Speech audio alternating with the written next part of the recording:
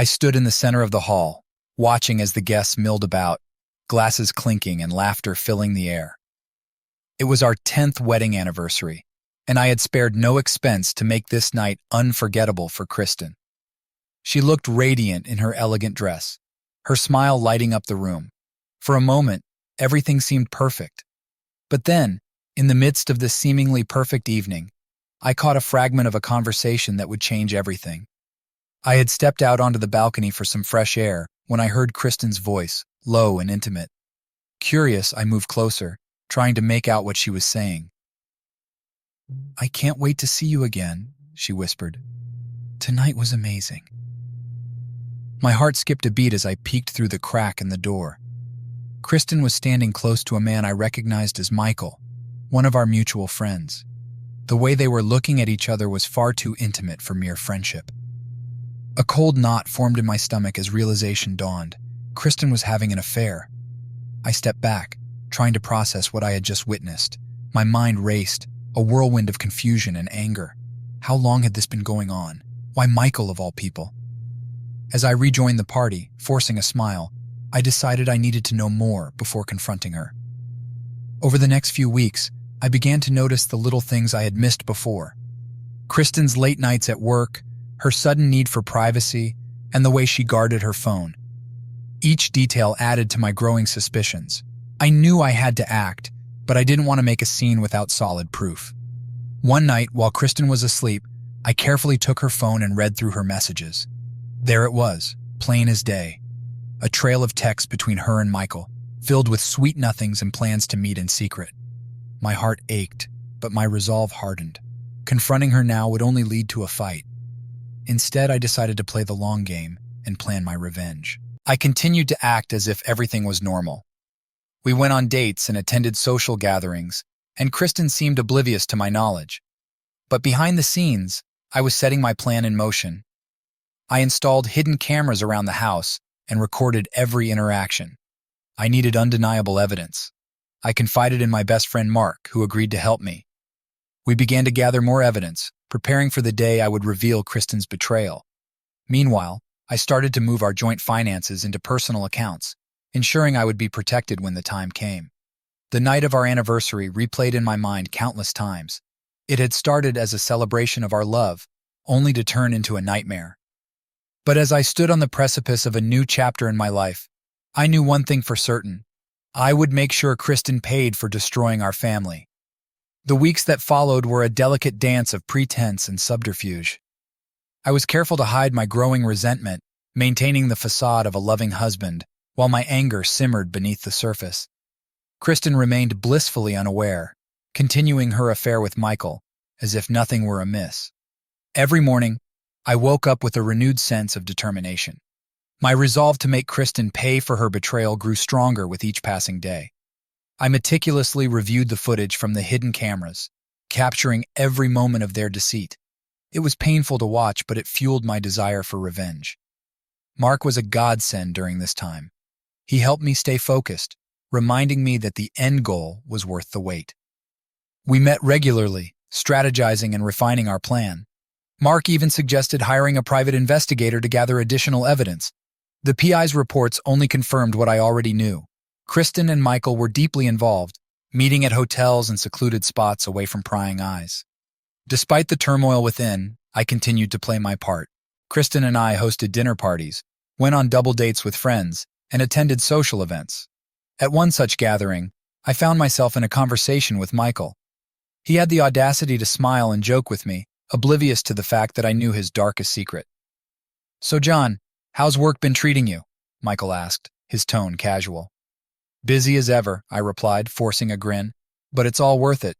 Kristen and I are planning a little getaway soon. Should be a nice break." "That sounds great," Michael said, raising his glass. "To good times ahead." I clinked my glass against his, barely suppressing my anger.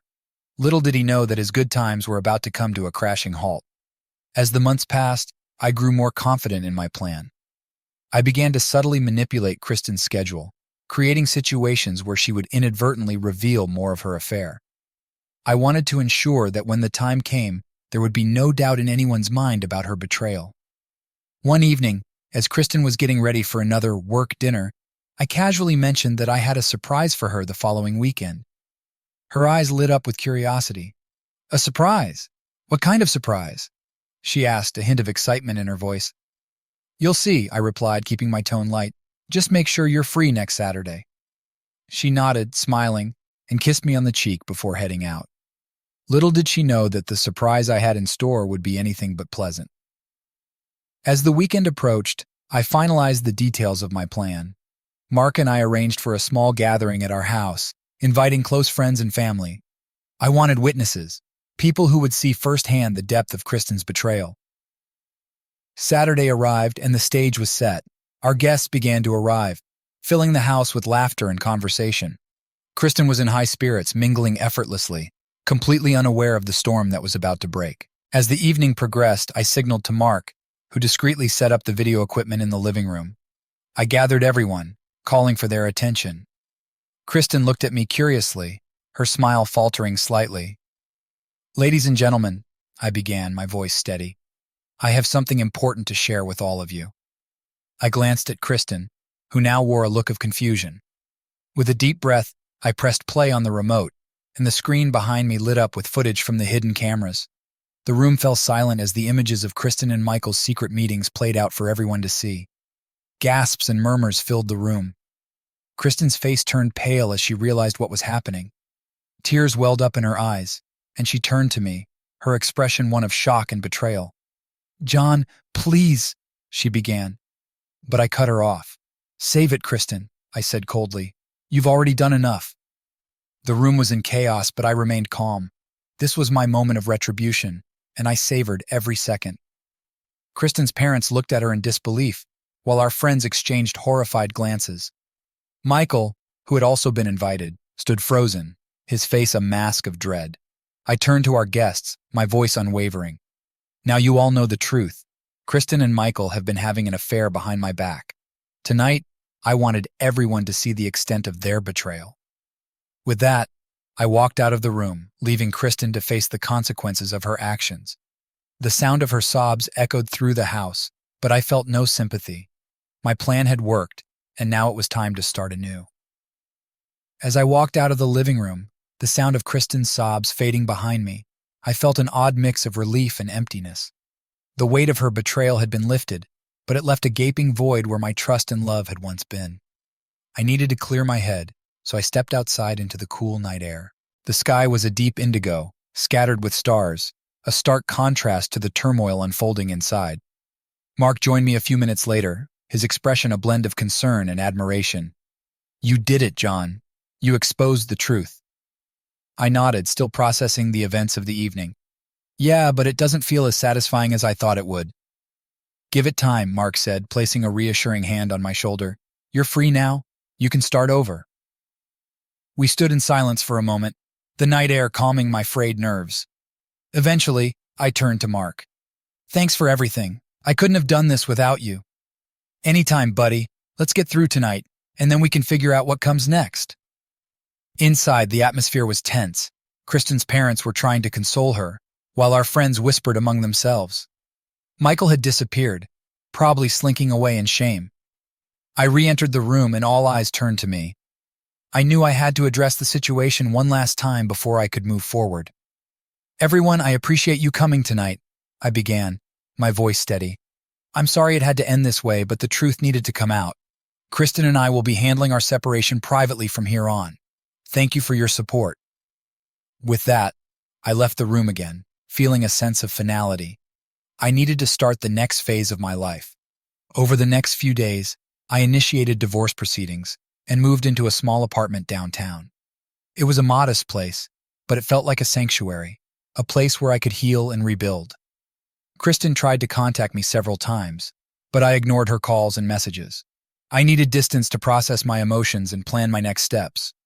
Work became my refuge. I threw myself into projects, working long hours to keep my mind occupied. My boss noticed my dedication and soon offered me a promotion. It was a welcome distraction and a sign that my life was moving in the right direction. In my free time, I focused on self-improvement. I started going to the gym, taking up hobbies I had neglected, and reconnecting with old friends. Mark remained a constant presence, encouraging me to get out and socialize. Slowly, I began to feel more like myself again. One evening, a few months after the fallout, Mark convinced me to attend a networking event. I was reluctant at first, but he insisted it would be good for me. The event was held at a chic downtown venue, filled with professionals from various industries. As I mingled, I found myself engaged in an interesting conversation with a woman named Ashley. Ashley was intelligent, kind, and had a great sense of humor. We hit it off immediately, exchanging stories and laughing about the absurdities of life. As the evening wore on, I felt a connection with her that I hadn't felt in a long time. We exchanged numbers, and I left the event feeling a spark of hope for the future. Over the next few weeks, Ashley and I began to see each other regularly. Our relationship developed naturally, built on mutual respect and genuine affection. She knew about my past and was supportive, never prying or judging. For the first time since the betrayal, I felt like I could trust someone again.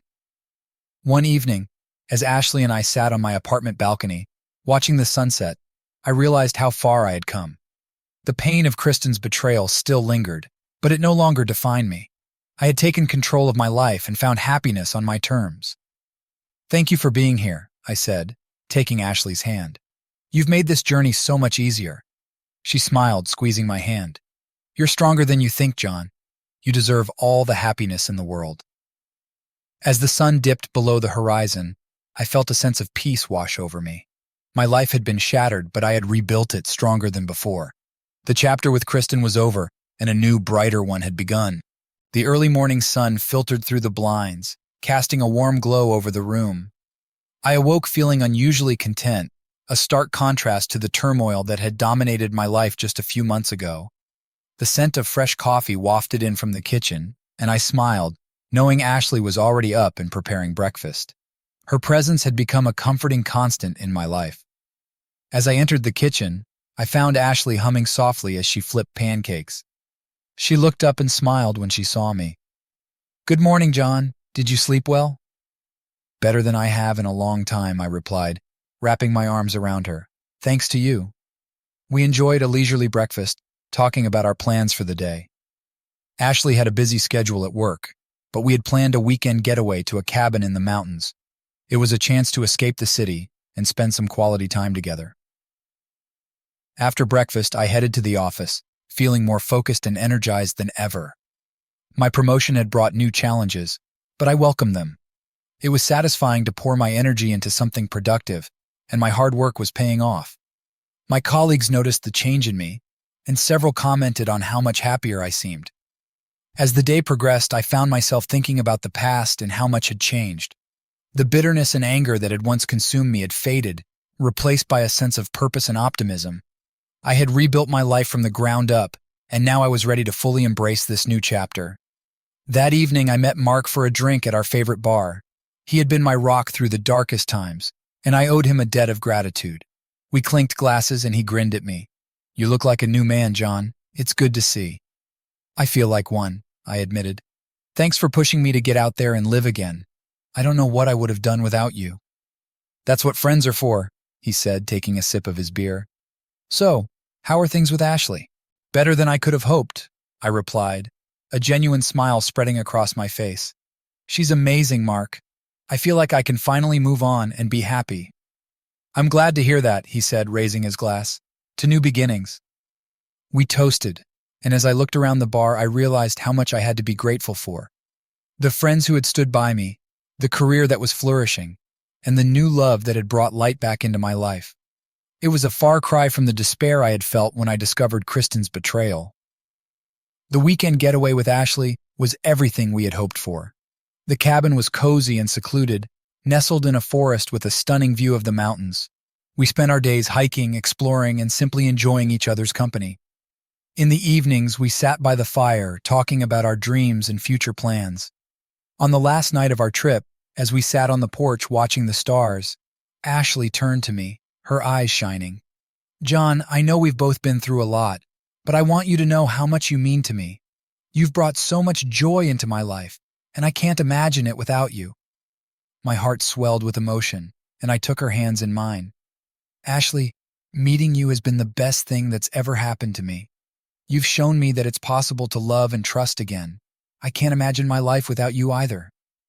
We shared a tender kiss, and at that moment, I knew that this was where I was meant to be. The pain of the past had shaped me, but it no longer defined me. I had found happiness and love again, and I was determined to cherish and nurture it. As we drove back to the city the next day, I felt a sense of peace and fulfillment. The road ahead was still uncertain, but for the first time in a long time, I was excited about the future.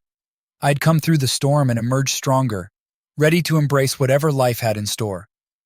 My journey from betrayal to healing had been difficult, but it had also been transformative. I learned the value of resilience, the importance of true friendship, and the power of love to heal even the deepest wounds. And with Ashley by my side, I knew that the best was yet to come. Life had a way of testing even the strongest of resolves, and despite the newfound happiness with Ashley, challenges were never far behind. It was a crisp autumn morning when the first sign of trouble appeared. I was at work, reviewing some documents for an important project, when my phone buzzed with a message from an unknown number. "John, we need to talk. It's important. Kristen." Seeing her name brought a flood of memories and a sense of unease. Kristen had respected my request for distance since the fallout, so this sudden message was unexpected. I debated whether to respond, but curiosity got the better of me. I replied with a terse, "What do you want?" Her response was almost immediate. "It's about our divorce settlement. We need to discuss some issues in person." The mention of the divorce settlement piqued my interest. We had been handling everything through our lawyers, and I thought it was all settled. I decided to meet her, but only in a public place where I could leave easily if things got too intense. We arranged to meet at a cafe near my office. When I arrived, Kristen was already there, looking anxious and tired.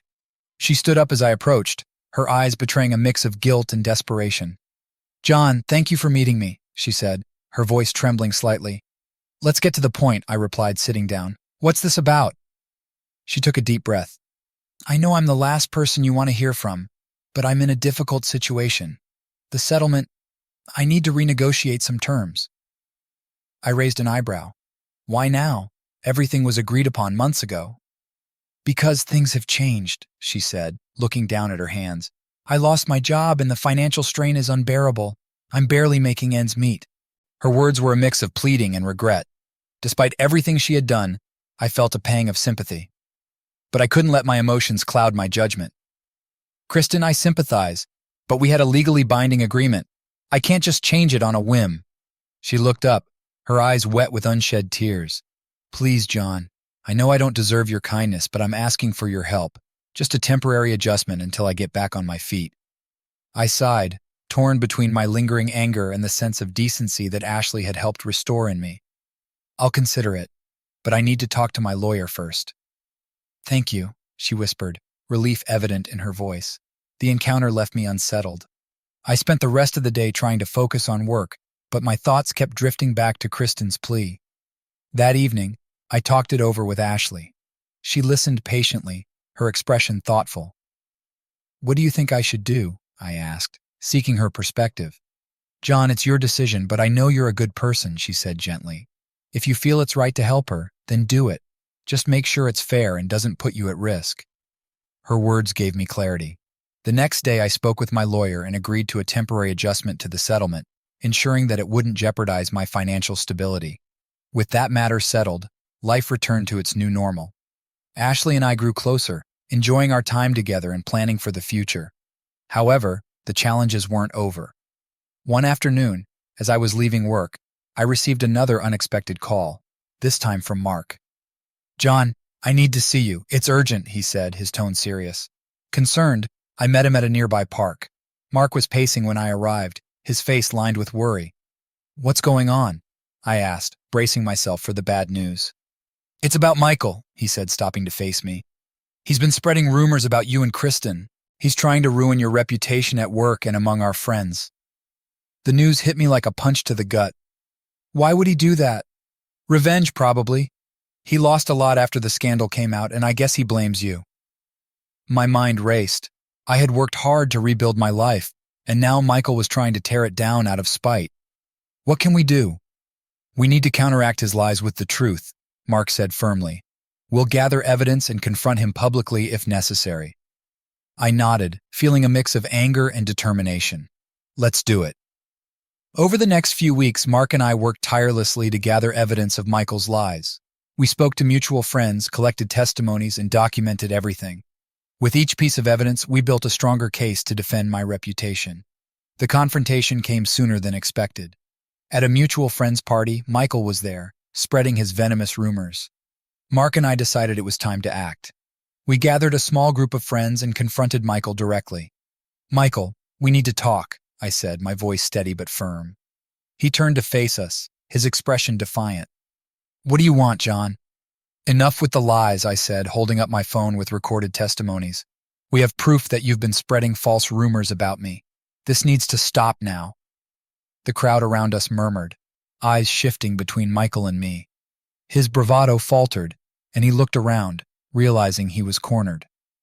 "This isn't going to end well for you," Mark added, stepping forward. "You're only making things worse for yourself." Michael's face reddened with anger and embarrassment. He opened his mouth to retort, but no words came out. The silence was deafening. "Leave me and my life alone," I said, my voice low but resolute. "You've done enough damage." With that, I turned and walked away, feeling a sense of closure. The crowd dispersed, and Michael was left standing alone, his plans to sabotage me foiled. Returning home that night, I felt a renewed sense of strength. The challenges tested me, but they also showed me the depth of my resilience. With Ashley by my side and supportive friends like Mark, I knew I could face anything. As I lay in bed holding Ashley close, I realized that life would always have its ups and downs. But with the right people and the right mindset, even the toughest obstacles could be overcome. And for the first time in a long time, I felt truly at peace. In the months that followed, life began to stabilize. Michael had backed off after our confrontation, and the rumors gradually faded into obscurity. My reputation at work remained intact, and my friendships grew stronger, fortified by the trials I had endured. Ashley and I continued to build our relationship, each day bringing us closer. One sunny afternoon, we decided to visit a local art festival. It was one of those perfect days where the sky was a brilliant blue, and the air was filled with the lively chatter of people enjoying themselves. As we strolled through the rows of colorful booths, Ashley squeezed my hand, her eyes sparkling with excitement. "Look at this one, John!" she exclaimed, pointing to a stall displaying intricate glass sculptures. "Aren't they beautiful?" "They are," I agreed, admiring the craftsmanship. "You have a good eye for these things." We wandered from booth to booth, marveling at the artwork and enjoying the vibrant atmosphere. It felt good to be out, experiencing life and sharing these moments with Ashley. I could see a future with her, a life filled with love and happiness. As the day wore on, we found ourselves in front of a booth selling handmade jewelry. Ashley's gaze fell on a delicate silver necklace adorned with a small, shimmering sapphire. "That's lovely," she said, almost to herself. Without hesitation, I bought the necklace and turned to her, gently placing it around her neck. "It suits you," I said, smiling as I fastened the clasp. Ashley's eyes filled with tears and she hugged me tightly. "Thank you, John. It's perfect." The rest of the afternoon was a blur of laughter and shared moments, culminating in a romantic dinner at a cozy bistro. We talked about everything and nothing, enjoying each other's company, and the simple pleasure of being together. As we walked home under the soft glow of streetlights, Ashley turned to me, a serious expression on her face. "John, there's something I've been wanting to tell you." I stopped and looked at her, my heart pounding. "What is it?" She took a deep breath, her eyes searching mine. "I love you, John. I've been afraid to say it, but I can't keep it to myself any longer." A rush of emotions flooded over me. I had suspected her feelings, but hearing the words out loud was different. It was real and profound. "I love you too, Ashley," I replied, my voice thick with emotion, more than I ever thought possible. We stood there for a moment, wrapped in each other's arms, the world around us fading into insignificance. In that instant, I knew that I had found something rare and precious, something worth fighting for. The next few weeks were a whirlwind of activity. With our relationship now on a deeper level, Ashley and I began to discuss our future more seriously. We talked about moving in together, starting a family, and all the dreams we wanted to pursue. It was an exciting time, filled with hope and possibility. But life, as always, had a way of throwing curveballs. One evening, as we were planning a weekend getaway, my phone rang. It was Kristen. "John, I need to talk to you. It's important," she said, her voice tinged with desperation. I sighed, the familiar tension creeping back into my shoulders.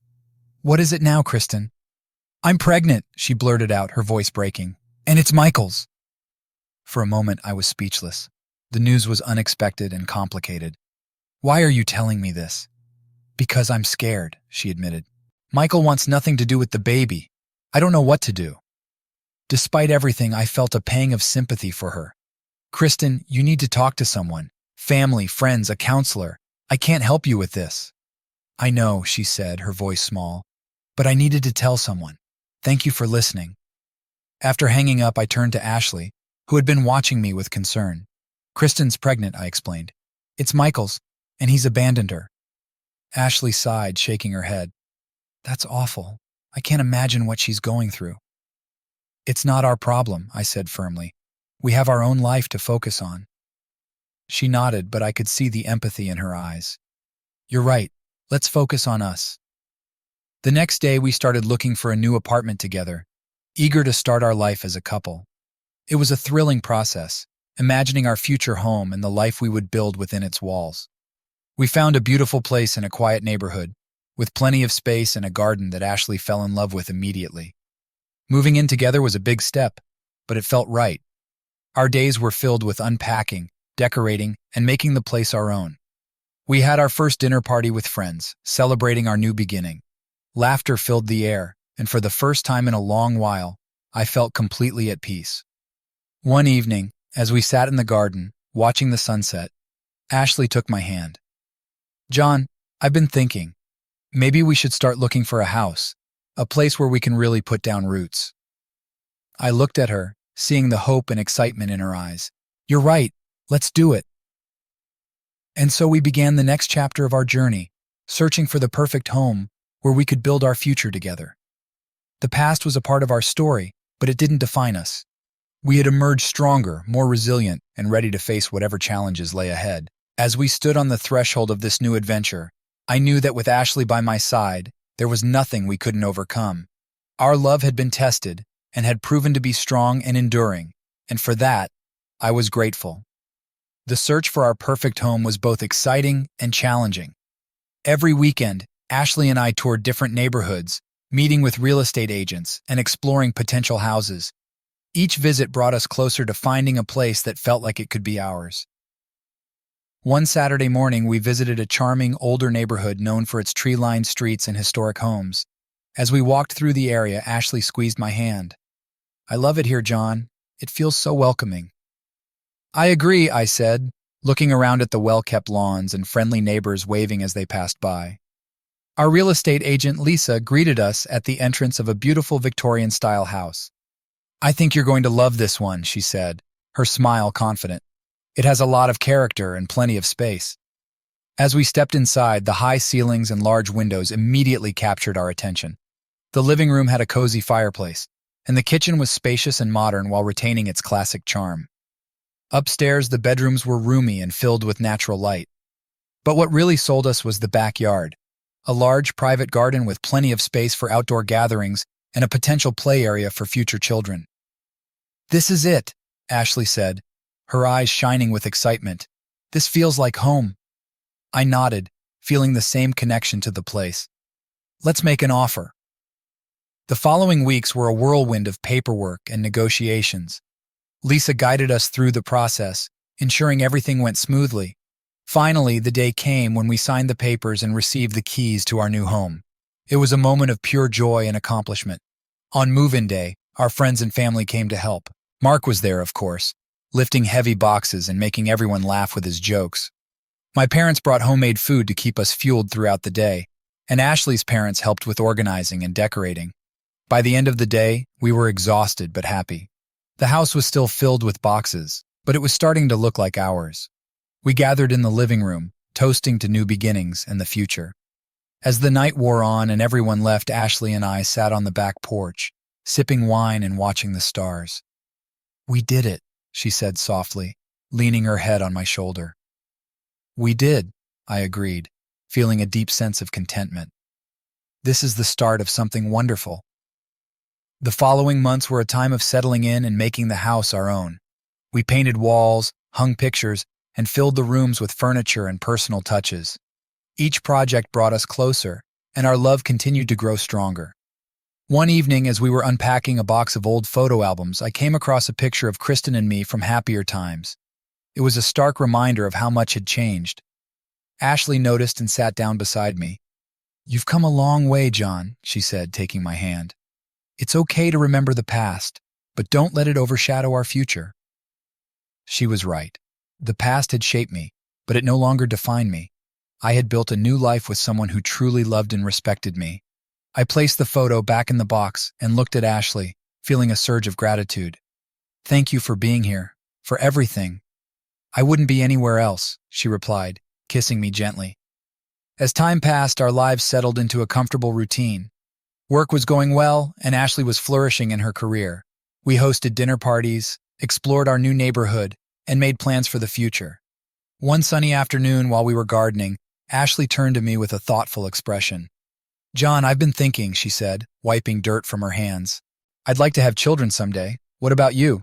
Her question took me by surprise, but in a good way. I had thought about it too, especially since moving into our new home. "I'd love that," I said, smiling. "I think we'd make great parents." Her face lit up with joy. "Really? Oh, John, I'm so happy to hear that." We hugged, both of us filled with excitement for the future. The idea of starting a family felt right, and we began to talk more seriously about our plans. We decided to take our time, ensuring we were fully prepared for the responsibilities of parenthood. One evening, as we were relaxing in the living room, the doorbell rang. It was Kristen, looking more composed than I had seen her in a long time. She held a small gift bag in her hands and smiled nervously. "Hi, John." "Hi, Ashley," she said, her voice steady. "I wanted to stop by and thank you both for your kindness and support. And I wanted to apologize for everything." Ashley and I exchanged a surprised glance, then invited her in. We sat down in the living room, and Kristen handed me the bag. Inside was a framed photo of a sunset, with a note that read, "Thank you for helping me find my way again." "I've been doing a lot of thinking and healing," Kristen said, her eyes sincere. "I've started therapy and found a new job. Things are finally looking up. I just wanted to say I'm sorry for all the pain I caused, and thank you for your understanding." Her words were heartfelt, and I felt a sense of closure. "Thank you, Kristen. I'm glad to hear you're doing better. I wish you all the best." Ashley smiled warmly. "We both do. Take care of yourself." Kristen nodded, a look of relief on her face. "I will. Thank you." After she left, I felt a weight lift off my shoulders. It was the final piece of closure I needed to fully move on. I turned to Ashley, who wrapped her arms around me. "We've come so far," she whispered. "I'm so proud of us." "Me too," I said, holding her close. "Here's to our future, whatever it may bring." With that, we settled back into our lives, ready to face whatever challenges and joys lay ahead. We had built a strong foundation, and with love and determination, I knew we could overcome anything. The past was behind us, and the future was bright, filled with hope and endless possibilities. As the seasons changed and the leaves turned golden, Ashley and I began to seriously consider starting a family. We both felt ready for this new adventure, eager to share our love and create a future together. The idea of having children brought a new kind of excitement and anticipation into our lives. We started by visiting doctors and discussing our plans. We took care of our health, making sure we were both in the best possible shape to embark on this journey. Our evenings were filled with conversations about names, parenting styles, and the kind of home we wanted to create for our children. A few months later, Ashley came to me one morning with a bright smile and tears in her eyes. "John, I'm pregnant," she said, holding up a positive pregnancy test. I felt a surge of joy and disbelief. "Are you serious?" I asked, my heart pounding. She nodded, laughing through her tears. "Yes, we're going to have a baby." We embraced, both of us overwhelmed with happiness. The next few months were a whirlwind of preparations. We transformed one of the spare rooms into a nursery, painted it in soft, soothing colors, and filled it with baby furniture and toys. Our friends and family were thrilled, showering us with support and love. As Ashley's due date approached, we attended parenting classes, read countless books, and did everything we could to prepare ourselves. The excitement was palpable, but so was the nervousness. We knew our lives were about to change in ways we couldn't fully anticipate. The night Ashley went into labor, I was a bundle of nerves. We rushed to the hospital, and after several intense hours, our daughter Emma was born. Holding her for the first time was a moment of pure, unadulterated love. She was perfect, tiny, and full of potential. Bringing Emma home was a joyous occasion. Our house felt complete with her presence. The first few weeks were a blur of sleepless nights, diaper changes, and feeding schedules. It was exhausting, but every moment was worth it. Seeing Ashley cradling Emma, singing lullabies, and soothing her to sleep filled my heart with a profound sense of fulfillment. Our friends and family visited, eager to meet the newest addition to our family. Mark and his wife brought over a homemade meal, which was a lifesaver during those early chaotic days. My parents were ecstatic, offering to help whenever we needed it. The outpouring of love and support made us feel incredibly fortunate. As the weeks turned into months, we settled into a routine. Emma grew rapidly, reaching new milestones and filling our days with laughter and joy. Her first smile, her first word, and her first steps were all celebrated with enthusiasm. Every moment felt like a precious gift. However, parenthood also brought its share of challenges. There were nights when Emma refused to sleep, leaving us both exhausted and on edge. There were days when nothing seemed to soothe her cries, testing our patience and resilience. Balancing work, household responsibilities, and parenting was often overwhelming. One particularly difficult night, when Emma was teething and inconsolable, Ashley and I took turns trying to calm her down. Exhausted and frustrated, I felt like I was reaching my breaking point. Ashley, sensing my distress, placed a hand on my shoulder. "We're in this together, John. We'll get through it." Her words were a balm to my frayed nerves. We took a deep breath, leaned on each other, and eventually, Emma settled down and fell asleep. Moments like these tested our strength, but they also reinforced our bond. We learned to communicate better, to support each other unconditionally, and to find joy even in the most trying times. As Emma's first birthday approached, we decided to throw a small party to celebrate. We invited close friends and family, decorating the house with balloons and streamers. Watching Emma smash into her birthday cake, giggling and making a mess, was a highlight. It was a reminder of how far we had come and how much we had to be grateful for. One evening after the party, as we sat in the backyard watching the stars, Ashley turned to me. "John, I've been thinking about the future. What do you see for us in the next few years?" I looked at her, then at Emma, who was asleep in her arms. "I see more laughter, more love, and maybe even a sibling for Emma. I see us continuing to build this beautiful life together, no matter what challenges come our way." Ashley smiled, her eyes filled with love. "I feel the same way. I'm so grateful for you, for us, and for everything we've built." We sat in comfortable silence, basking in the contentment of the moment. The journey to this point had been filled with highs and lows, but it had all been worth it. We had faced betrayal, rebuilt our lives, and found love and happiness. Now, with Emma, our family felt complete, and the future was bright with promise. As we navigated the joys and trials of parenthood, we knew there would always be challenges ahead. But with each other's support and the love we shared, we were ready to face whatever came our way. Our story was one of resilience, growth, and unending love. A story that was just beginning, with so much more to come. As Emma grew, so did our love for her and our commitment to creating a warm, loving home. With every new word she learned and every step she took, our bond strengthened. Parenting was an adventure, and we embraced every moment, even the challenging ones. One sunny afternoon, we decided to take a family trip to a nearby beach. It was Emma's first time seeing the ocean, and we were excited to share this experience with her. As we packed the car with beach toys, sunscreen, and snacks, Ashley turned to me with a playful smile. "Ready for a day of sandcastles and seashells?" she asked, her eyes twinkling.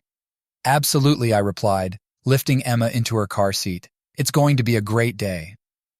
The drive to the beach was filled with laughter and songs, Emma's giggles blending with our voices. When we arrived, the sight of the vast ocean took my breath away. We found a perfect spot and set up our umbrella and towels. Emma's eyes widened as she took in the endless expanse of water. She squealed with delight as the waves gently lapped at her tiny feet. Ashley and I took turns holding her hands, guiding her through the shallow waves. Her laughter was infectious, and we couldn't help but join in. We spent the day building sandcastles, collecting seashells, and playing in the surf. Ashley and I took a moment to sit back and watch Emma explore, her curiosity and joy filling us with a deep sense of contentment. "This is what it's all about," Ashley said, resting her head on my shoulder. "Moments like these." I nodded, feeling grateful for our little family. I wouldn't trade it for anything. As the sun began to set, casting a warm glow over the beach, we packed up and headed home. Emma fell asleep in her car seat, exhausted from the day's adventures. Ashley and I held hands, enjoying the quiet drive back. In the months that followed, we continued to make memories as a family. We visited parks, went on hikes, and spent cozy evenings at home, reading books and playing games. Our lives were busy but fulfilling, filled with the joys of parenthood and the strength of our love. One evening, as we were putting Emma to bed, Ashley turned to me with a thoughtful expression. "John, I've been thinking about our future again. I know we talked about having more children, but I've also been considering another possibility." I looked at her curious. "What is it?" "I've always wanted to make a difference in the world, to help others in a meaningful way," she said. "What if we looked into fostering or adopting a child? There are so many kids out there who need loving homes." Her words struck a chord with me. I've always admired Ashley's compassion and her desire to help others. The idea of opening our home to a child in need felt right. "I think that's a wonderful idea," I said, squeezing her hand. "Let's look into it." We spent the next few months researching and attending information sessions about fostering and adoption. The process was rigorous, but we were determined. We completed the necessary paperwork, attended training sessions, and underwent home visits and interviews. It was a challenging journey, but we knew it was worth it. One day, we received a call from our caseworker. "John, Ashley, we have a little boy who needs a temporary home. His name is Noah, and he's 3 years old. Would you be willing to take him in?" Our hearts swelled with emotion. "Yes, we would love to," Ashley replied, her voice steady despite the tears in her eyes. When Noah arrived, he was shy and hesitant, clutching a small stuffed animal. We welcomed him with open arms, doing our best to make him feel safe and loved. Emma was curious and excited, eager to share her toys and show him around. The first few weeks were an adjustment for all of us. Noah had experienced trauma and needed time to trust us. We showered him with love and patience, creating a nurturing environment where he could heal and thrive. Slowly, Noah began to open up. He started to smile more, play with Emma, and even call us Mommy and Daddy. Watching him grow and blossom was incredibly rewarding. It reaffirmed our decision to foster and our commitment to making a positive impact. Our family had expanded in ways we never imagined. Emma and Noah formed a strong bond, becoming inseparable playmates.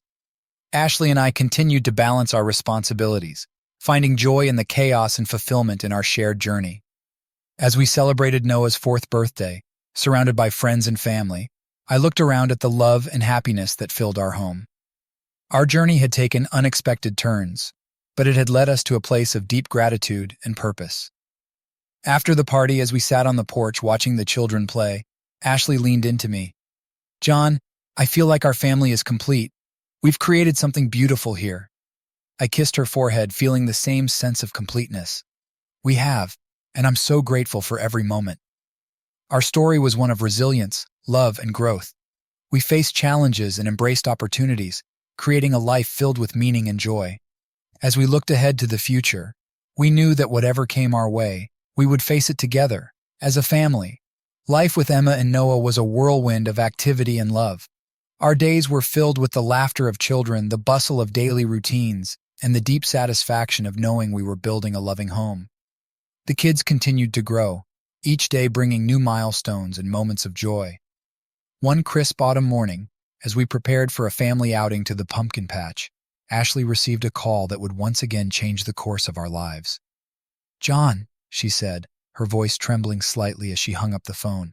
"That was our caseworker. There's a sibling group in need of a foster home. 3 children, ages 5, 7, and 9. They've been through a lot, and they need a stable, loving environment. She asked if we could take them in. My heart skipped a beat. The thought of expanding our family so suddenly was daunting, but it was also an opportunity to provide a safe haven for these children. I looked at Ashley, seeing the determination in her eyes. "Can we do this?" I asked. She nodded, her resolve unwavering. "I believe we can. We've got so much love to give, John, and these kids need us." We took a deep breath, both of us knowing this would be a significant adjustment, but also feeling a strong sense of purpose. "Let's do it," I said, wrapping my arms around her. "We'll make it work." The next few days were a flurry of preparations. We rearranged rooms, gathered supplies, and prepared Emma and Noah for the arrival of their new siblings. The anticipation and anxiety were palpable, but so was the hope that we could make a difference in these children's lives. When the day arrived, we welcomed Jake, Mia, and Lily into our home. They were understandably apprehensive, their eyes reflecting the trauma they had endured. We greeted them with warmth and reassurance, doing our best to make them feel safe and loved. The first few weeks were challenging as we all adjusted to the new dynamics. There were moments of tension and uncertainty, but also moments of connection and understanding. Ashley and I worked tirelessly to create a supportive environment, offering the children stability and unconditional love. Gradually, the children began to open up. Jake, the oldest, was protective of his younger siblings, but he slowly started to trust us. Mia, with her quiet strength, found solace in drawing and painting. Lily, the youngest, was full of energy and curiosity, her laughter becoming a constant presence in our home. Our family outings became more lively, our home filled with more voices and more joy. The children bonded with Emma and Noah, creating a tight-knit sibling group that brought out the best in each other. Ashley and I marveled at the resilience and adaptability of our growing family. One evening, after putting the kids to bed, Ashley and I sat on the porch reflecting on the journey we had undertaken. "I'm so proud of us," she said, her voice filled with emotion. "We've created something truly special here." I nodded, feeling a profound sense of accomplishment. "We have, and it's all because of the love we share and the commitment we've made to each other and these kids." As the months went by, our family continued to grow stronger. We navigated the ups and downs of daily life, celebrating successes and supporting each other through challenges.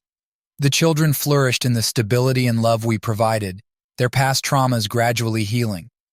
One day, as we were gathered in the living room for a family game night, our caseworker paid us a visit. She smiled warmly as she observed the lively scene. "John, Ashley, I have some news," she said, her voice filled with positivity. "The children's biological parents have decided to relinquish their parental rights. If you're willing, you can adopt Jake, Mia, and Lily and make them a permanent part of your family." The room fell silent as the weight of her words sank in. Tears filled Ashley's eyes as she looked at me. "John, what do you think?" I felt an overwhelming sense of joy and purpose. "I think we've always been a family. This just makes it official." The children, sensing the significance of the moment, looked at us with hopeful eyes. "Does this mean we can stay here forever?" Jake asked, his voice trembling. I knelt down beside him, placing a hand on his shoulder. "Yes, it does. We want you to stay with us forever." The room erupted in cheers and hugs, the children's joy mingling with our own. It was a moment of pure, unadulterated happiness. We had faced many challenges, but our love and determination had created a home where every child felt safe, loved, and valued. The adoption process took several months, but it was a journey filled with hope and anticipation. On the day the adoption was finalized, we celebrated with a big family gathering. Friends and family joined us, showering us with love and support. As we stood together, officially a family of 7, I looked around at the faces of those I loved most. Each of us had our own story, our own journey, but together we had created something beautiful and enduring. Ashley took my hand, her eyes shining with tears of happiness. "We did it, John. We created a family." I nodded, feeling an overwhelming sense of gratitude. "Yes, we did, and it's the best thing we've ever done." Our story was one of love, resilience, and the unbreakable bond of family. We embraced the unexpected, faced challenges head-on, and built a life filled with joy and purpose. As we looked to the future, we knew that whatever came our way, we would face it together, united by the love that had brought us this far. The days turned into weeks, and weeks into months, as our family of 7 settled into a comfortable, loving routine. Each child brought their unique personality to our home, and we cherished the joy and challenges they added to our lives. Jake, the oldest, began to excel in school. His natural leadership skills and intelligence were evident as he helped his younger siblings with their homework. He had a knack for fixing things around the house, and even took an interest in woodworking, creating small projects in the garage. Mia, with her quiet strength, continued to find solace and expression through her art. Her drawings and paintings filled our home with color and creativity. We enrolled her in an art class, where she thrived under the guidance of a supportive teacher. Lily, the youngest of the 3 new additions, was full of energy and curiosity. Her laughter was infectious, and she loved to dance and sing. We signed her up for dance lessons, and she quickly became the star of her class, bringing us all to tears with her first recital. Emma and Noah adjusted beautifully to their new siblings. Emma, now a big sister to 4, relished her role and shared her toys and stories with enthusiasm. Noah, who had grown more confident and outgoing, found new playmates in Jake and Lily, and their bond deepened each day. One sunny Saturday, we decided to take a family trip to a nearby national park for a day of hiking and picnicking. The kids were excited, packing their backpacks with snacks and water bottles. Ashley and I prepared a hearty lunch, and we all piled into the car, ready for an adventure. As we hiked along the trails, the children ran ahead, their laughter echoing through the trees. We stopped at a scenic overlook, where the view took our breath away. The expansive valley below was a patchwork of greens and gold, a testament to the beauty of nature. "Isn't it beautiful?" Ashley said, her voice filled with wonder. "It really is," I replied, wrapping my arm around her. "I'm so grateful we get to share this with the kids." We found a shady spot to spread out our picnic blanket and enjoyed a leisurely lunch. The kids chatted excitedly about the animals they had seen and the trails they wanted to explore next. It was a day of pure joy, a reminder of the simple pleasures of life. As the sun began to set, casting a golden glow over the landscape, we packed up and headed back to the car. The children were tired but happy, their faces flushed with excitement. The drive home was quiet, the kids dozing off in the back seat while Ashley and I held hands, content in the knowledge that we were creating lasting memories. That night, after tucking the kids into bed, Ashley and I sat on the porch reflecting on the day. "We've come so far, John," she said, her voice soft. "I'm so proud of our family." "Me too," I replied, squeezing her hand. "We've built something truly special here." As the months passed, our family continued to grow and evolve. We celebrated birthdays, holidays, and special milestones together. Each child found a unique place in our family, and Ashley and I supported their individual journeys with love and encouragement. One evening, after a particularly busy day, Ashley and I sat down to discuss the future. "I've been thinking," she began, a thoughtful expression on her face. "What if we started a foundation to help other children in need? We've been so fortunate, and I feel like we could do more to give back." Her idea resonated deeply with me. "I think that's a wonderful idea," I said, feeling a surge of excitement. "We've seen firsthand how important a loving home is. We could help so many children find the stability and care they deserve." We spent the next few months researching and planning, laying the groundwork for our foundation. We connected with local organizations, gathered support from friends and family, and began the process of establishing a network of foster and adoptive families. The foundation, which we named Hope Haven, officially launched with a fundraiser that brought together our community in a spirit of generosity and compassion. The event was a success, raising funds and awareness for the cause. Our vision was becoming a reality, and the impact was immediate.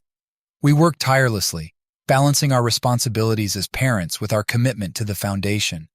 Our efforts paid off as more children found loving homes and more families received the support they needed.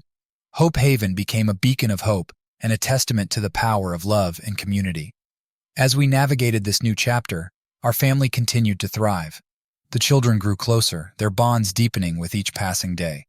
We faced challenges together, celebrated triumphs together, and built a life filled with purpose and joy. One evening, as we gathered around the dinner table, Jake raised his glass. "I want to make a toast," he said, his voice steady and sincere. To our family, and to Mom and Dad, for showing us what love and kindness really mean. Tears filled my eyes as I raised my glass. To the family, I echoed, and to all the incredible things we've accomplished together. We clinked glasses, the room filled with warmth and gratitude. Our journey had been long and sometimes difficult, but it had led us to this moment, surrounded by love and filled with hope for the future. As Ashley and I looked around at our children, we knew that whatever challenges lay ahead, we would face them together. Our story was one of resilience, love, and unwavering commitment. It was a story that would continue to unfold, filled with endless possibilities and the promise of a brighter tomorrow. Our family thrived as Hope Haven grew, and the children continued to blossom in their own unique ways. However, with growth came new challenges, and we soon faced a situation that would test our resilience and unity. One evening as we sat down for dinner, Jake seemed unusually quiet. His usual lively demeanor was replaced by a somber expression, and he picked at his food absent-mindedly. Concerned, I exchanged a worried glance with Ashley. "Jake, is everything okay?" I asked gently. He hesitated, then took a deep breath. "There's something I need to tell you," he said, his voice barely above a whisper. "I've been getting bullied at school." My heart sank. "Why didn't you tell us sooner?" Ashley asked, reaching out to hold his hand. "I didn't want to worry you," he replied, his eyes downcast. "And I thought I could handle it on my own, but it's getting worse." The room fell silent as the weight of his words settled over us. I felt a surge of protectiveness and anger. "We'll talk to your teachers and the school administration first thing tomorrow," I said firmly. "This needs to stop." The next day, Ashley and I met with Jake's teachers and the principal. We shared our concerns and demanded immediate action. The school assured us they would address the situation and implement measures to prevent further bullying. We left the meeting feeling cautiously optimistic, but knowing the road ahead might still be rocky. At home, we created an open dialogue with Jake, encouraging him to share his feelings and experiences. We reassured him that he wasn't alone and that we were there to support him. The other children rallied around him, offering their love and solidarity. Despite our efforts, the bullying took a toll on Jake.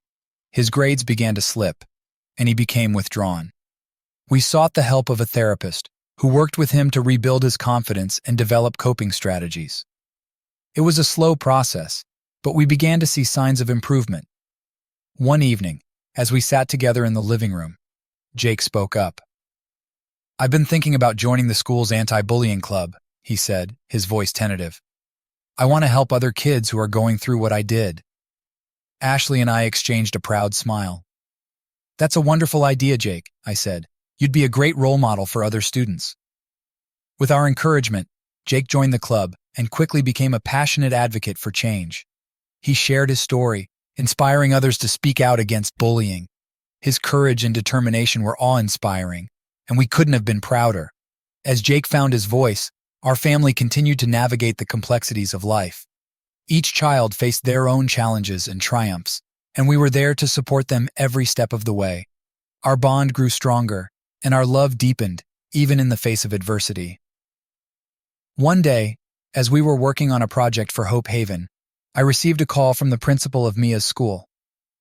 "Mr. Johnson, I'm calling to let you know that Mia has been selected to receive the school's art scholarship," she said. "Her talent and dedication are truly remarkable." I felt a swell of pride. "Thank you so much," I replied. "We'll be sure to celebrate this achievement." That evening, we gathered the family to share the news. Mia's eyes lit up with excitement and disbelief. "Really? I got the scholarship?" she exclaimed. "Yes, you did," Ashley said, hugging her tightly. "We're so proud of you, Mia. Your hard work and creativity have paid off." We celebrated with a special dinner, and Mia's accomplishment became a source of inspiration for the entire family. It was a reminder that despite the challenges we faced, there were always moments of joy and triumph to be found. As we navigated these ups and downs, Ashley and I continued to pour our hearts into Hope Haven. We expanded our outreach programs, offering support and resources to more families and children in need. Our community grew stronger, and the impact of our work became increasingly evident. One afternoon, as we were preparing for a fundraising event, Ashley pulled me aside. "John, I've been thinking about how far we've come," she said, her eyes filled with emotion. We've faced so many challenges, but we've always come out stronger.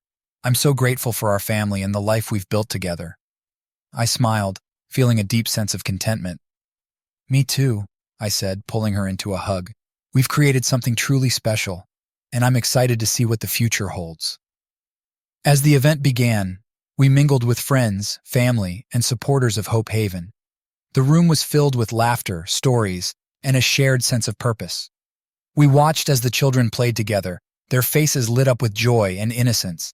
Standing there, surrounded by the people we loved and the community we had built, I realized that our journey was far from over. We would continue to face challenges, celebrate victories, and grow together as a family. Our story was one of resilience, love, and unwavering commitment. A story that would continue to unfold, filled with endless possibilities and the promise of a brighter tomorrow. With Jake's involvement in the anti-bullying club, his confidence began to soar again. Watching him turn his painful experience into a mission to help others filled us with immense pride. But life, as it often does, threw another curveball our way, testing our strength and unity once more. It started with small things. Mia coming home from school looking tired and withdrawn, her usual vibrant spirit dulled. At first, we thought it was just the natural pressure of schoolwork and the scholarship responsibilities weighing on her. But as weeks passed, her behavior became more concerning. One evening, after another particularly quiet dinner, I decided to check on her. I found her in her room, staring at a blank canvas, tears streaming down her face. "Mia, what's wrong?" I asked gently, sitting beside her. She looked at me, her eyes filled with a mix of fear and frustration. "I don't know, Dad. I just feel empty. I can't paint, I can't draw, I don't even want to go to school." My heart ached for her. "It sounds like you're going through something really tough right now. Have you talked to anyone about how you're feeling?" She shook her head. "I don't want to worry anyone. I'm supposed to be the strong one." "You don't have to be strong all the time, Mia. It's okay to ask for help. That's what family is for." I hugged her tightly, feeling the weight of her struggles. The next day, Ashley and I arranged a meeting with Mia's school counselor. We also found a therapist who specialized in working with teenagers. We wanted Mia to have all the support she needed to navigate this difficult period. Meanwhile, our other children continued to grow and face their own challenges and successes. Emma and Noah thrived in their activities, with Emma excelling in her school's science club and Noah finding his place on the soccer team. Lily's boundless energy was channeled into gymnastics, where she quickly became a standout performer. Despite the new hurdles, our family bond remained strong. We communicated openly, offering support and understanding to each other. We knew that facing these challenges together made us stronger. Mia's journey through her struggles was not easy, but with the help of her therapist and the unwavering support of our family, she began to find her way back. Her art became a form of therapy, helping her express emotions she couldn't put into words. Slowly, the spark returned to her eyes, and she began to reclaim her love for painting. One afternoon, Mia approached me with a smile that I hadn't seen in months. "Dad, I finished a new painting. I want you to see it." I followed her to her room, where a beautiful, vibrant painting awaited. It depicted a phoenix rising from the ashes, its wings spread wide in a burst of colors. The symbolism was clear, and it took my breath away.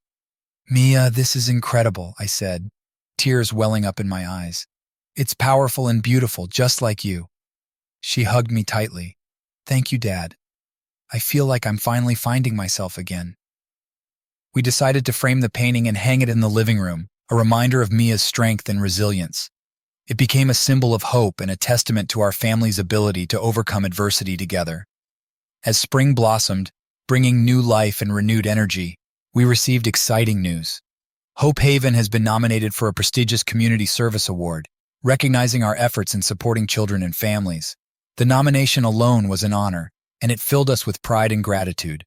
The award ceremony was a grand event, attended by community leaders, supporters, and families whose lives had been touched by Hope Haven. As Ashley and I stood on the stage, accepting the award, we looked out at the sea of faces, each one a part of our journey. "This award is not just for us," Ashley said, her voice filled with emotion.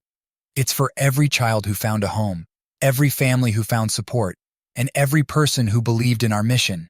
Together, we've created something beautiful." The applause was thunderous, And as we stepped off the stage, our children rushed to hug us. The moment was a celebration of our collective efforts and a reminder of the impact we could make when we worked together.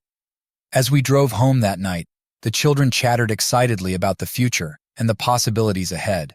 Our hearts were full, and we knew that despite the challenges, our journey was filled with purpose and love. In the weeks that followed, we continued to expand Hope Haven, launching new initiatives and reaching more families. The foundation became a cornerstone of our community, a place where hope and love flourished. At home, we embraced each day with gratitude and joy. Our family dinners were filled with laughter and stories, and our weekends were spent exploring, learning, and growing together. One evening, as the sun set and cast a golden glow over our backyard, Ashley and I sat on the porch, watching the children play. "We've been through so much," she said, leaning her head on my shoulder. "But look at what we've built." I nodded, feeling a deep sense of contentment. We've built a family, a community, and a future filled with hope, and there's so much more to come. Our story was one of resilience, love, and the unbreakable bonds of family. It was a story that would continue to unfold, filled with endless possibilities and the promise of a brighter tomorrow. Together we faced the shadows, celebrated the triumphs, and embraced the beauty of each new day. As summer approached, our family welcomed the season with open arms, ready for the adventures it promised. The children finished their school year with accomplishments and excitement for the months ahead. Ashley and I planned a series of family outings, eager to create more cherished memories. One sunny Saturday, we decided to spend the day at the beach. The kids packed their swimsuits and sandcastle building tools, and we loaded up the car with picnic supplies. The drive to the coast was filled with laughter and singing, the excitement palpable. When we arrived, the kids ran ahead, eager to feel the sand between their toes and the waves at their feet. Ashley and I set up our spot on the beach, laying out towels and unpacking the picnic basket. As I watched the children play, I felt a deep sense of peace. Jake and Noah were busy building an elaborate sandcastle, their faces serious with concentration. Emma and Lily collected seashells, comparing their finds with delighted exclamations.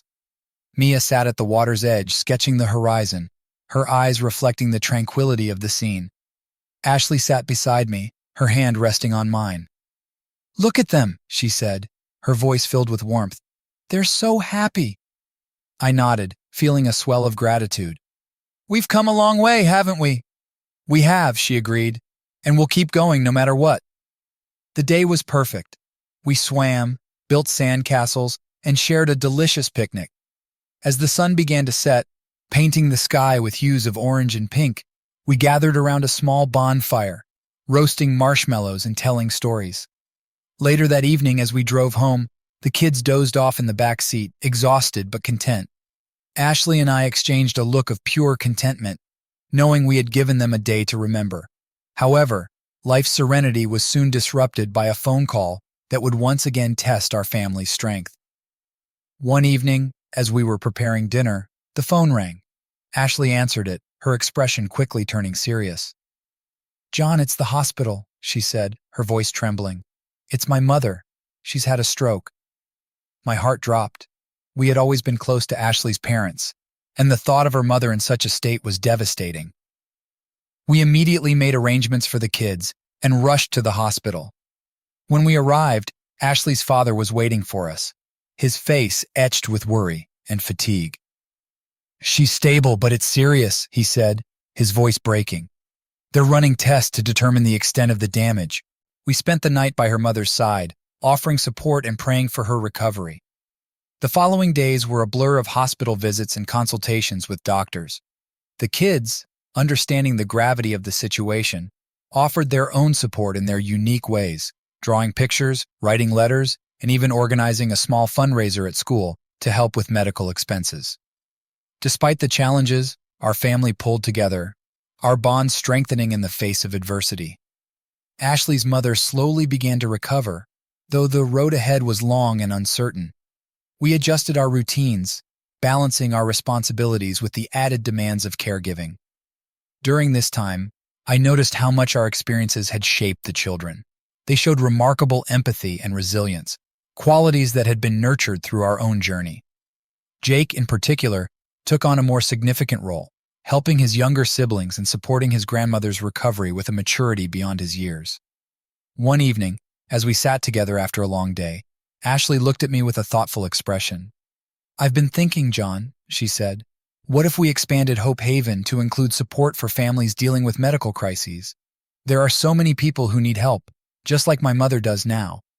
Her idea resonated deeply with me. "That's a wonderful idea," I said. "We've seen firsthand how important support is during tough times. We could make a real difference." We spent the next few months researching and planning, developing a new branch of Hope Haven dedicated to supporting families facing medical challenges. We partnered with local hospitals and healthcare providers, offering resources, counseling, and financial assistance. The response was overwhelming.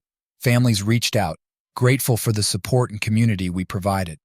Our work expanded, touching even more lives and reinforcing our mission of compassion and service. As the summer drew to a close, we celebrated our achievements with a community event at Hope Haven. It was a day of joy and gratitude, filled with activities, speeches, and heartfelt stories.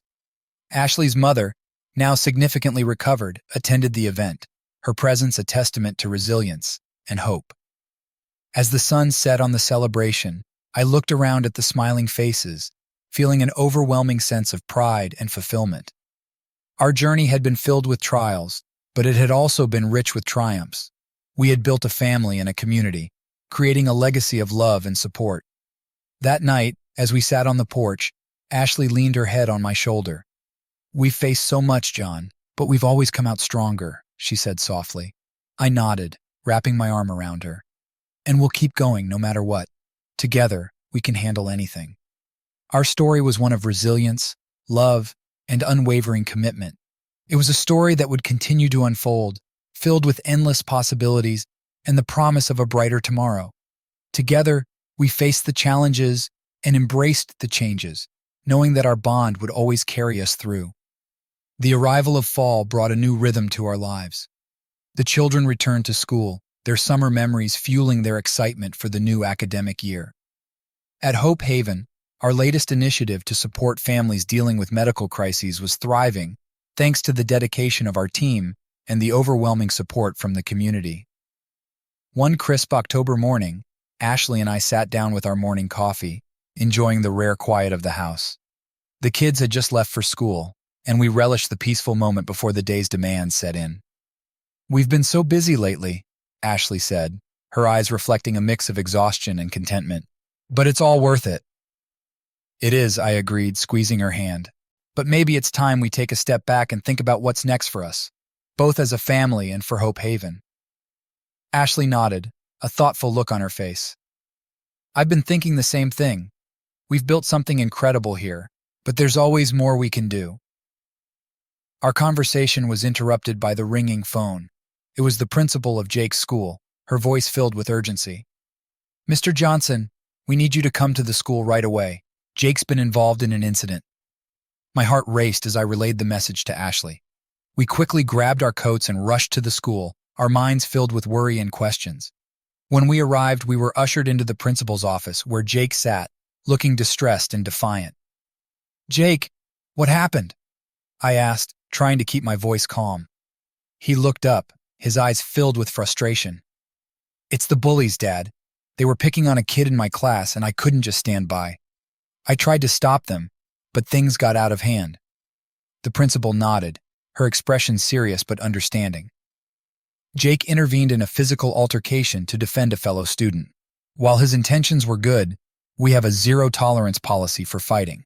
We need to address this situation appropriately. As we discussed the incident, it became clear that Jake had acted out of a sense of justice and protection.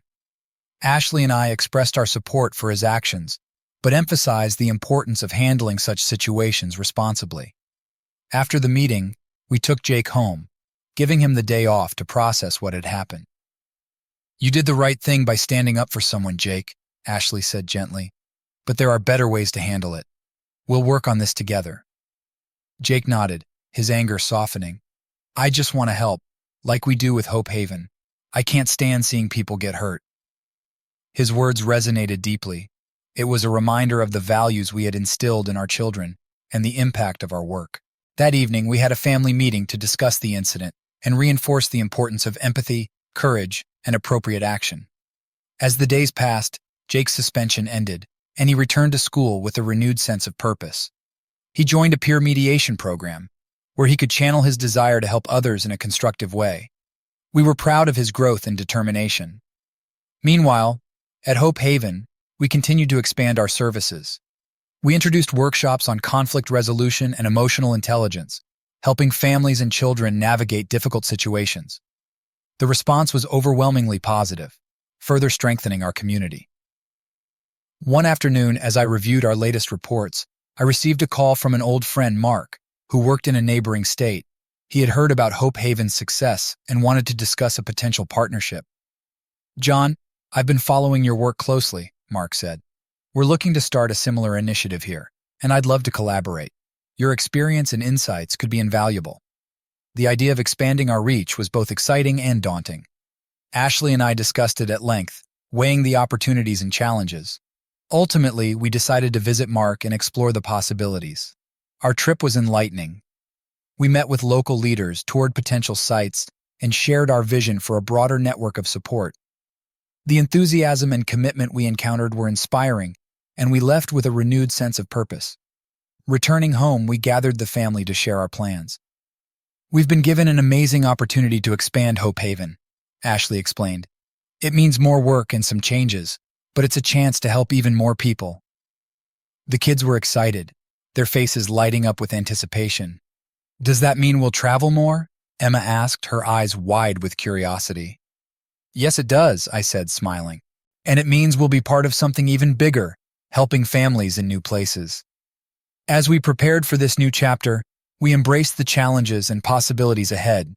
We strengthened our team at Hope Haven, ensuring they could manage our current programs while we focused on the expansion. Our family, resilient and united, faced each day with determination and hope. The following months were a whirlwind of activity. We established partnerships, secured funding, and laid the groundwork for our new initiative. Our efforts culminated in the opening of a second Hope Haven Center, a beacon of support and compassion for families in need. The grand opening was a celebration of community and collaboration. We were surrounded by friends, family, and new partners, all united by a shared vision. As we cut the ribbon, a sense of accomplishment and gratitude filled the air. In the midst of this busy period, we also found time for ourselves and our children. We took short trips, enjoyed quiet evenings at home, and continued to nurture the bonds that held us together. One evening, as we sat around the dinner table, I looked at the faces of my family, each one a testament to the journey we had undertaken. "We've come so far," I said, my voice filled with emotion, "and there's so much more to do." Ashley smiled, her eyes shining with pride. "Together we can achieve anything." Our story was one of growth, resilience, and unwavering commitment to making a difference. It was a story that would continue to unfold, filled with endless possibilities and the promise of a brighter tomorrow. Together, we embraced the changes and challenges, knowing that our love and unity would always guide us forward.